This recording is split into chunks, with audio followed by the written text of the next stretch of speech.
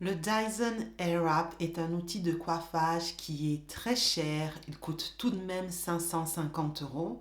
Donc pour moi, ça vaut vraiment le coup de prendre le temps de regarder des vidéos détaillées sur ce produit afin de s'assurer que c'est un produit qui en vaut la peine pour vous.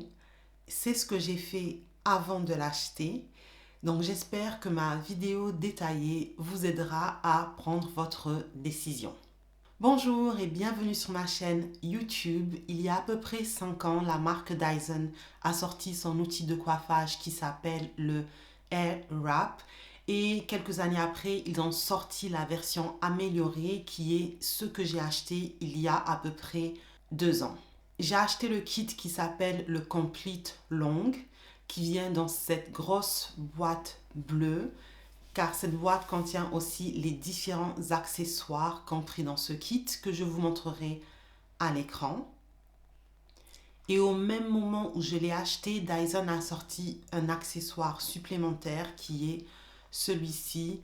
Il s'agit de leur peigne à dents larges qui est plus adapté pour des cheveux crépus ou très bouclés.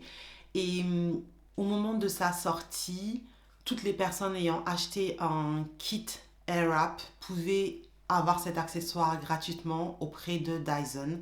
Donc c'est ce que j'ai fait. Donc c'est un accessoire que j'ai en plus de ceux qui viennent avec le kit Complete Long.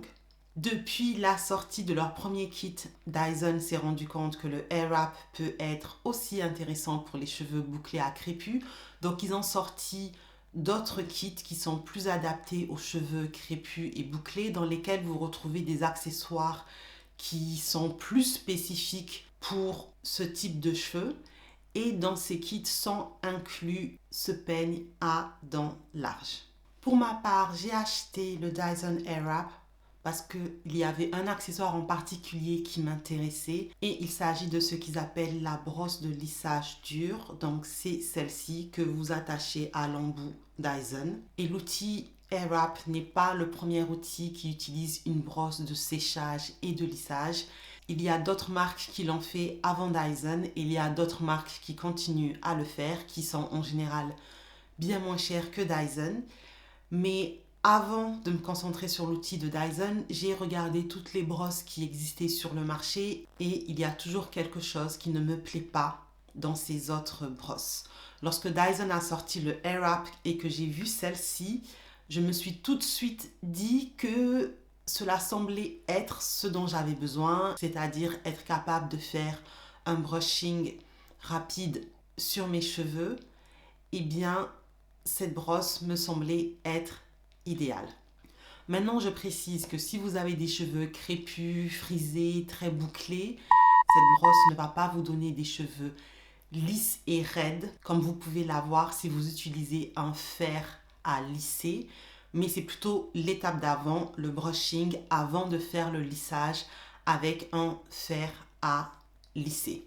Je porte souvent mes cheveux naturels lâchés dans mes vidéos, mais selon ce que j'en fais, ils ont une apparence qui est à chaque fois différente. Donc si vous vous demandez quelle est la texture de mes cheveux, j'ai des cheveux crépus ou ce que l'on peut aussi appeler parfois des cheveux de type 4C. Et je vous mettrai une vidéo de mes cheveux avec leur texture naturelle et définie. Maintenant, si je faisais plutôt un afro tiré, mes cheveux ressembleraient plutôt à ce que je vous montre sur cette photo avec ces deux modèles. La seule différence, c'est que mes cheveux sont moins denses. Sous la douche, j'ai déjà démêlé, appliqué mon protecteur de chaleur et mon leave-in conditioner sur ces 8 sections de cheveux que vous voyez. Et je m'apprête maintenant à faire directement mon brushing sur cheveux mouillés. Et comme j'ai appliqué mes crèmes sur cheveux mouillés, que j'ai ensuite gardé en chou, cela va permettre de les garder mouillés ou très humides jusqu'à ce que je finisse mon brushing.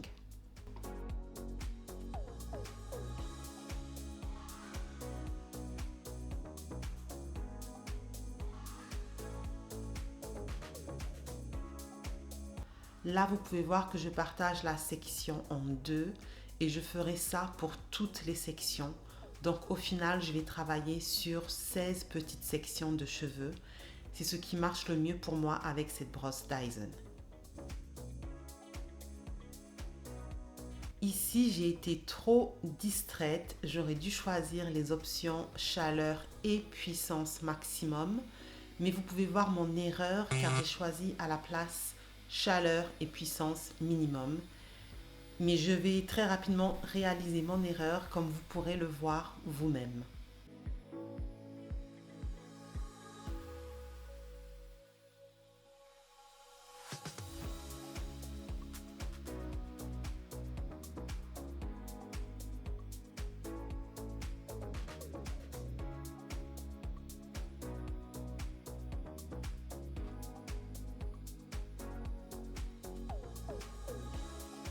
J'ai déjà utilisé cette brosse plusieurs fois, donc je sais avec quelle rapidité je dois avoir des résultats. Et là, je réalise rapidement que mes cheveux prennent plus de temps que d'habitude à sécher et s'étirer. C'est pour ça que je finis par vérifier les paramètres de la brosse et je constate mon erreur que je corrige tout de suite. Et cette fois-ci, la brosse est bien paramétrée à chaleur et puissance maximum. C'est là que j'ai les meilleurs résultats.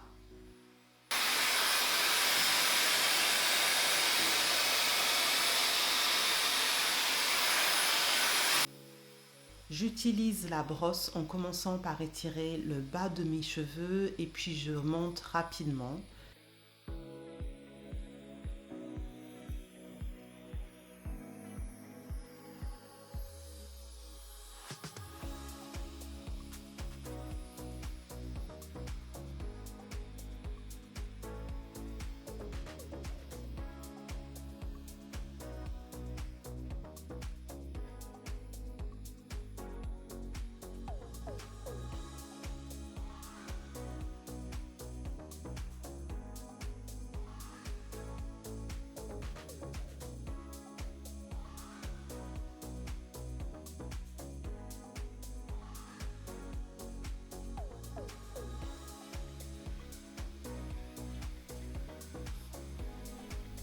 Les racines peuvent être plus compliquées à atteindre si l'on n'est pas stratégique. Et pour cette section, je ne l'ai pas été. Je vous explique. J'ai divisé la section en deux petites sections, l'une au-dessus de l'autre. Mais ma deuxième erreur ici est d'avoir commencé à travailler avec la section du dessus, car ça me complique maintenant la tâche pour atteindre les racines de la section du dessous.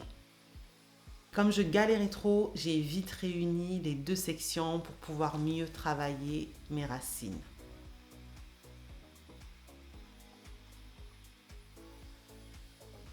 Je vous montre mes erreurs pour que vous évitiez de les faire et pour que je ne les oublie pas moi-même.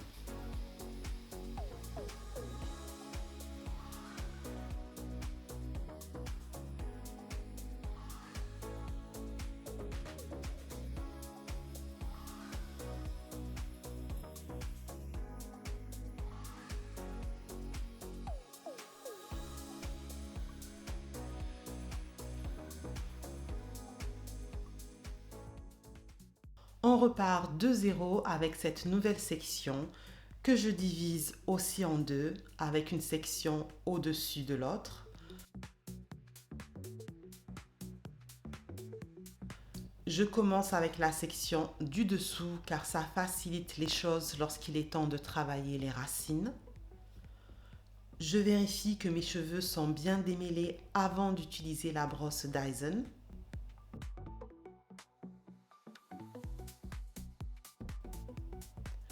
J'utilise d'abord la brosse sur le bas de mes cheveux, mais je monte rapidement.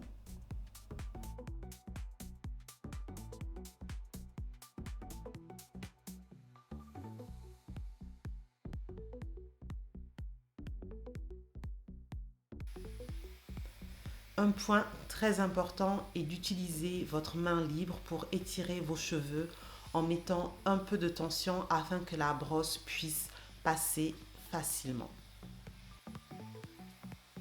Pour avoir les meilleurs résultats, il faut passer la brosse lentement.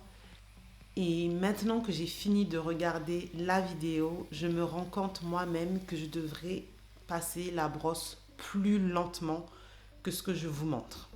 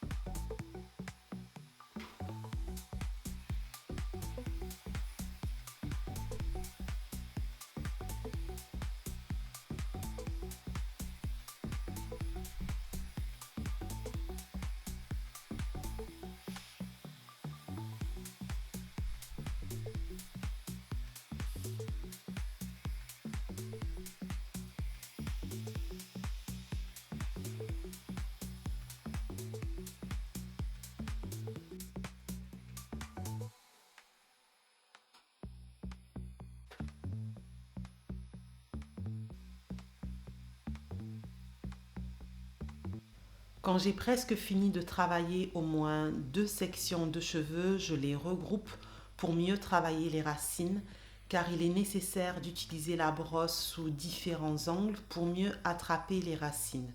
Et je trouve que c'est plus compliqué à faire lorsque l'on ne travaille que sur une petite section de cheveux à la fois, car la brosse a moins d'espace pour être utilisée sous tous les angles.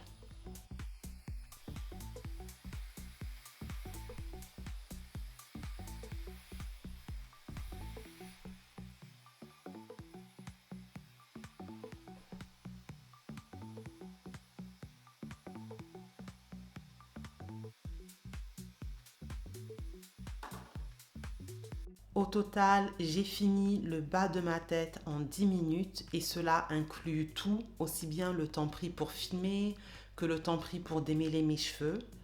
Je vais maintenant m'attaquer au milieu de ma tête et je ne vais pas vous montrer les détails pour toutes les sections de mes cheveux, mais je vais vous en montrer encore quelques-unes pour que vous puissiez bien voir comment j'utilise cette brosse.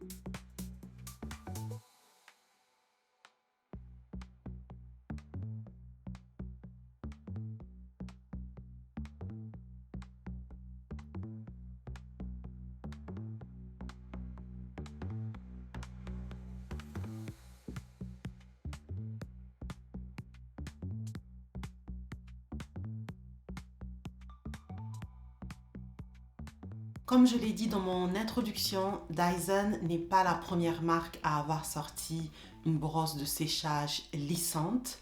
Il y a plusieurs brosses qui existent et qui sont moins chères. Et avant d'acheter le produit de Dyson, j'ai pris le temps de regarder ce qui existait sur le marché. Mais ces autres brosses ont toujours quelque chose qui me déplaît. Par exemple, si je prends le cas de la brosse Revlon, en regardant différentes vidéos avis, ce qui revient toujours, c'est que la brosse envoie de l'air qui est vraiment très chaud, voire trop chaud. Et ce n'est pas parce que j'ai envie d'étirer mes cheveux que j'ai envie que la chaleur soit trop forte. Je n'ai pas envie que mes cheveux s'abîment, ou en tout cas, j'essaie de minimiser ce risque. Un autre exemple concernant toujours la brosse Dyson est le fait que la chaleur qui sort de la brosse n'est pas uniforme sur l'entièreté de la brosse. Dans le cas de la brosse Revlon, disons que c'est la brosse Revlon, la chaleur ne vient que de la partie du haut et non de la partie du bas.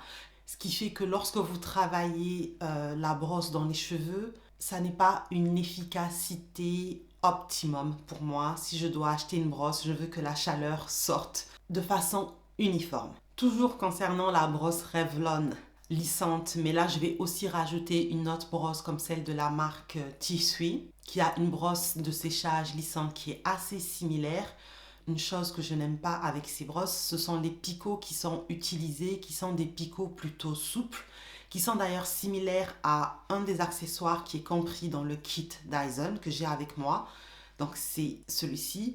Et en général, les picots utilisés sur les brosses lissantes sont des picots similaires à ceux-ci. Donc des picots souples qui sont assez malléables.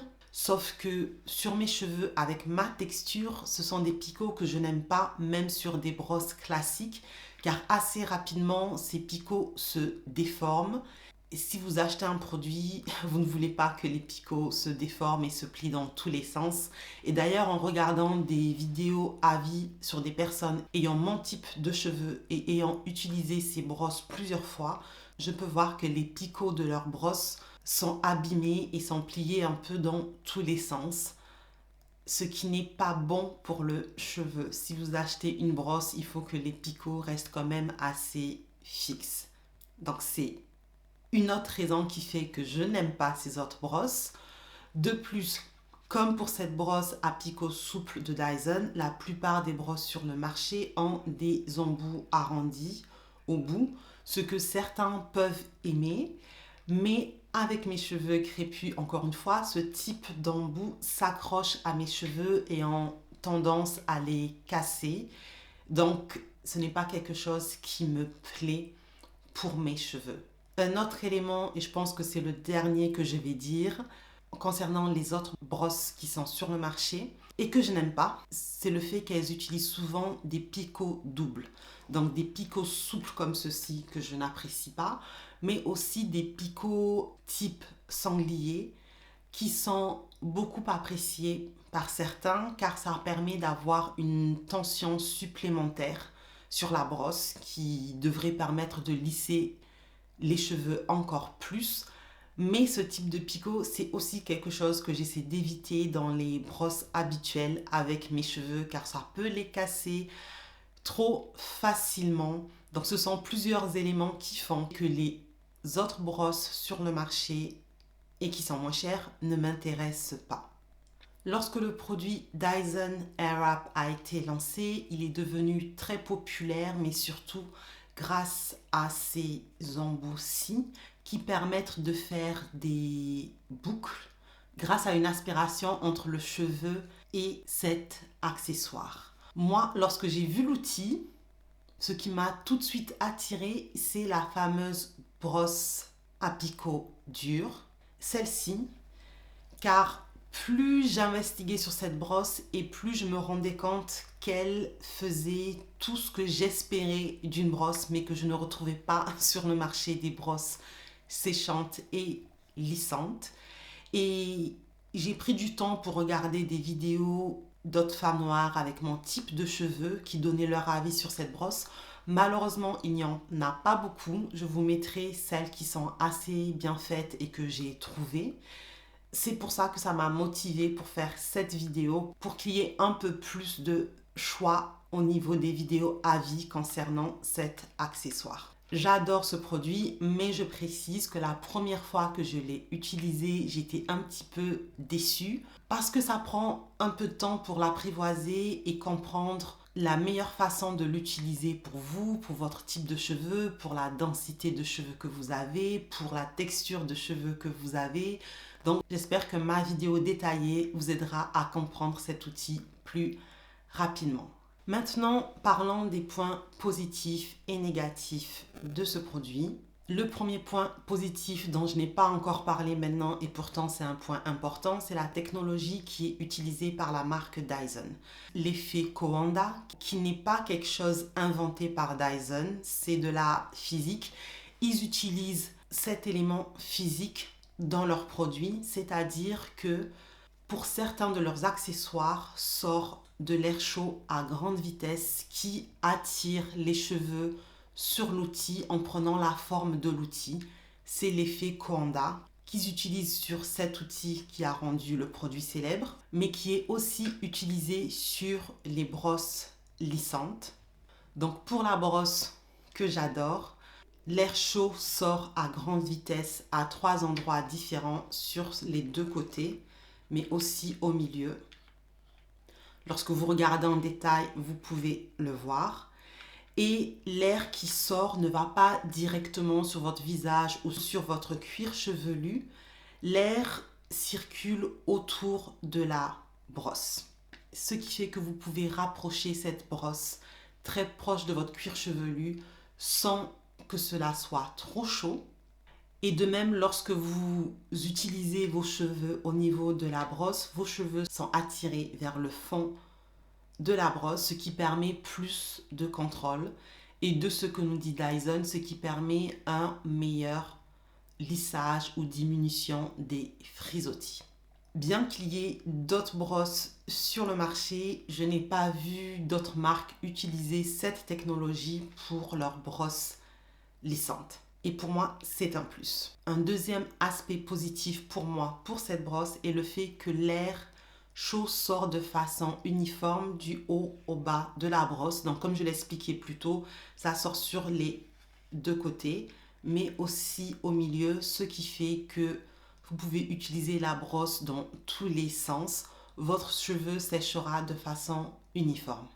Comme je l'ai dit un peu plus tôt, l'air qui sort est assez contrôlé, tourne autour de la brosse et du coup, même lorsque vous utilisez la puissance maximum, il y a un contrôle au niveau de la chaleur qui est utilisée. Ça n'est jamais trop chaud sur votre cuir chevelu. C'est chaud, bien sûr, si vous utilisez la puissance maximum comme je l'ai fait dans la vidéo, mais cette chaleur ne me semble jamais trop forte. J'ai jamais besoin d'écarter la brosse de mon cuir chevelu et lorsque je touche mes cheveux après avoir utilisé la brosse même plusieurs fois, mon cheveu n'est pas trop chaud alors que ça m'est déjà arrivé de trouver que mes cheveux deviennent trop chauds en utilisant un sèche-cheveux classique. Et pour moi, bien sûr, sur le long terme, c'est un plus pour la santé de vos cheveux. J'ai déjà utilisé cette brosse plusieurs fois avant de faire cette vidéo et en tout cas pour l'instant je n'ai jamais eu mes cheveux abîmés à cause de cette brosse. Un quatrième point positif est le fait qu'elle n'est pas trop bruyante. Elle fait du bruit mais moins qu'un sèche-cheveux classique et le son qu'elle fait est très similaire au sèche-cheveux de Dyson, donc ce n'est pas un bruit qui me dérange personnellement. Le cinquième point positif est le fait que c'est un produit facile à utiliser et manipuler. Il est très intuitif. Vraiment, je n'ai jamais eu de problème avec. Le sixième point positif concernant cette brosse est le fait que les picots sont suffisamment rigides pour ne pas s'abîmer, ne pas se plier en l'utilisant avec mes cheveux crépus, mais en même temps, ils sont suffisamment souples, ce qui fait que les picots ne sont pas non plus trop durs face à mes cheveux crépus. Alors, ils sont souples d'une certaine façon parce que la brosse bouge. Et du coup, lorsque vous utilisez la brosse dans les cheveux, les picots suivent aussi votre mouvement, comme vous avez pu le voir dans la vidéo. Donc pour moi, c'est un bon équilibre entre la souplesse et la dureté nécessaire pour détendre les cheveux crépus sans les casser. Je pense que j'en suis au septième. Le septième point positif est l'ergonomie de la brosse. Comme je l'ai dit, les picots durs, le fait qu'il n'y ait pas de double picot pour cette brosse, le fait que ça bouge, la taille pour moi est parfaite. Et comme vous avez pu le voir dans ma vidéo, à partir du moment où vos cheveux sont démêlés, la brosse glisse dans les cheveux assez facilement, mais en même temps, elle a suffisamment de tension pour les étirer. Donc encore une fois, c'est vraiment pour moi un bon équilibre. Le nombre de picots qui a été mis sur cette brosse est suffisante pour apporter de la tension sur cheveux crépus, mais parfaite parce qu'il n'y en a pas trop, ce qui pourrait aussi être problématique. Pour moi, c'est l'équilibre parfait. Le huitième point positif pour moi est le résultat. J'ai un résultat brushing qui est exactement ce que je recherchais, des cheveux étirés, lissés, souples. Bien sûr, comme je l'ai dit, pour moi, ce brushing, c'est un brushing sur cheveux crépus. Donc, c'est l'étape avant de lisser vos cheveux avec un fer à lisser si votre objectif est de lisser vos cheveux pour qu'ils soient raides. Mais ce résultat brushing, c'est exactement ce que moi, je recherche. Le 9e point positif est bien sûr le fait que le Airwrap a plusieurs accessoires cheveux et pas seulement ce produit pour lequel je vous fais la vidéo aujourd'hui. Et d'ailleurs, je viens de vous dire que je suis satisfaite du brushing lisse qui donne de la racine à la pointe, mais je sais que certaines personnes préfèrent un brushing plus lisse que ce que vous avez vu dans la vidéo. Et pour moi, si c'est ce que vous recherchez, vous pouvez très bien commencer avec cette brosse lissante et avant que vos cheveux deviennent totalement secs, finir avec cette brosse ronde. Moi, j'ai la brosse de taille moyenne qui venait avec mon kit, mais je sais qu'avec le kit spécial cheveux bouclés, frisés, crépus, ils ont une brosse ronde qui est plus grosse. Et j'ai vu d'autres personnes utiliser ce type de brosse sur cheveux crépus pour finir le brushing et avoir un aspect plus lisse, y compris aux racines. Et les femmes noires que j'ai vues l'utiliser de cette façon étaient satisfaites du résultat. L'autre accessoire et cette brosse-ci dont j'ai parlé, pour moi, ce n'est pas une brosse que je vais utiliser pour passer de crépus à lisser. Par contre, si je lisse par exemple mes cheveux au fer à lisser, mais que dans la semaine, j'ai besoin de les rafraîchir, de leur donner un côté un petit peu plus lisse, alors oui, sur cheveux lissés, je peux voir l'intérêt d'utiliser cette brosse. Jusqu'à présent, je ne me suis pas lissé les cheveux avec le fer à lisser, donc je n'ai pas pu la tester, mais c'est un accessoire que je pourrais utiliser dans ces conditions. L'autre accessoire important qui vient avec ce kit est cet embout-ci, qui est un 2 en 1, c'est-à-dire que c'est un embout qui vous sert de sèche-cheveux lorsqu'il est dans cette position, mais il vous sert aussi à lisser les frisottis dans l'autre position. Encore une fois, ce n'est pas un produit qui va m'aider sur des cheveux crépus. Le côté diminution de frisottis, c'est à utiliser en finition d'une coiffure lisse. Donc si je me lisse les cheveux avec un fer à lisser, je pourrais utiliser ce produit pour enlever tous les petits frisottis, les cheveux qui traînent à droite, à gauche. Mais avant ça, je peux aussi utiliser cet embout en tant que sèche-cheveux classique et il fonctionne très bien pour cela. Bien sûr, j'ai parlé plutôt de l'embout phare de Dyson qui a rendu ce produit très populaire, l'embout qui permet de faire des boucles. Dyson nous explique que pour avoir le meilleur résultat avec des boucles qui tiennent, il faut l'utiliser lorsque les cheveux sont secs à 80%. Donc, dans ces conditions, ce n'est pas un outil que je peux utiliser. D'ailleurs, il n'est pas compris, il me semble, dans le kit pour cheveux bouclés et crépus. Parce que si mes cheveux ont 20% d'humidité, ils ne sont pas suffisamment lisses pour pouvoir avoir une boucle qui tient. J'ai vu des personnes utiliser cet embout sur cheveux secs. J'ai vu des femmes ayant différents types de cheveux naturels, mais sur leurs cheveux lissés, elles l'utilisent sur cheveux secs. Certaines en sont contentes. Je ne l'ai pas utilisé de cette façon, donc je ne peux pas vous dire, mais Dyson conseille de l'utiliser sur cheveux humides. Le jour où mes cheveux seront lissés avec un fer à lisser, je testerai cet embout et je vous dirai ce que j'en pense, mais clairement, je n'ai pas acheté le Dyson Airwrap pour cet embout-ci. L'autre embout qui vient avec le kit Airwrap et le peigne à dents larges que personnellement je n'ai pas encore utilisé. J'aime tellement la brosse que c'est ce que j'utilise principalement. Donc ça c'est un accessoire qui est plus ciblé cheveux crépus, très bouclés, qui vous permet d'étirer vos cheveux rapidement. Étant donné l'ergonomie de ce produit, vous n'obtiendrez pas des cheveux aussi étirés qu'avec la brosse lissante, mais pour celles qui ont besoin de s'étirer les cheveux très rapidement, sans pour autant avoir besoin de faire un lissage derrière, c'est un outil qui est pratique. Et comme je l'ai expliqué, il est maintenant compris dans le kit cheveux bouclés, cheveux crépus. Il y a un autre embout que je n'ai pas avec moi, mais qui est aussi compris dans le nouveau kit cheveux bouclés. Et il s'agit du diffuseur qui permet de sécher vos cheveux bouclés en gardant vos boucles et en essayant de les définir le plus possible. Donc c'est un outil que je n'ai pas avec moi, mais si j'en ressens le besoin, je peux l'acheter et l'utiliser avec l'embout Dyson.